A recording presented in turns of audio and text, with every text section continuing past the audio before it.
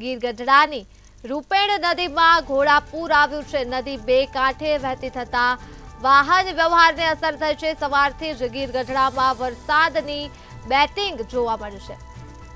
જોડા low level causeway પર પણ પાણી ફરી વળ્યા છે। નદી બે કાંઠે વહેતી થતા વાહન વ્યવહારને પણ અસર થઈ ગઈ છે। ગીર સોમનાથથી માહિતી મળી રહી છે। ગીર ગઢડાની રૂપેણ નદીમાં ઘોડાપૂર આવી ચૂક્યું છે। સવારથી જ ગીર ગઢડામાં વરસાદની બેટિંગ ચાલી રહી છે અને જોડા લો લેવલ કોઝવે પર પૂરના પાણી ફરી વળ્યા છે।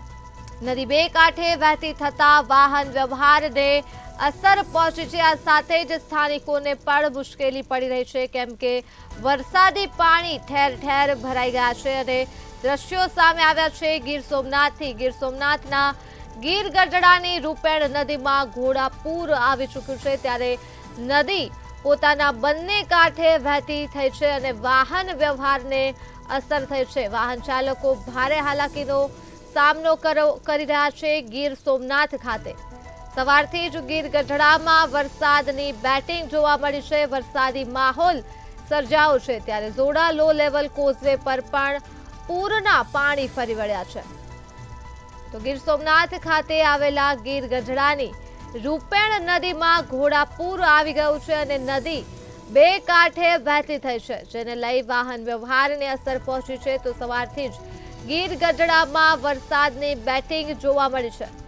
તો જોડા લો લેવલ કોઝવે પર પૂરના પાણી ફરી વળ્યા છે। તો આ મુદ્દે જ આપણી સાથે સંવાદદાતા કાર્તિક ફોનલાઈન પર જોડાઈ ચૂક્યા છે। જી કાર્તિક, ગીર સોમનાથના ગીર ગઢડાની રૂપેણ નદીમાં ઘોડાપૂર આવ્યા છે, શું છે વધુ વિગતો?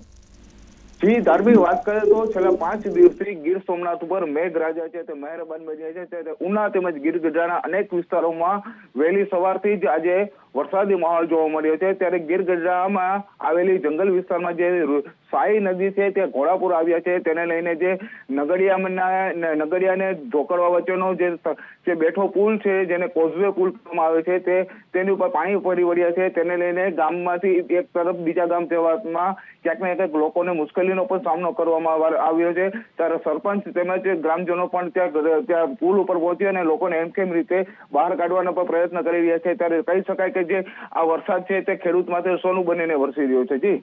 જી કાર્તિક, તમામ વિગતો બદલ આભાર।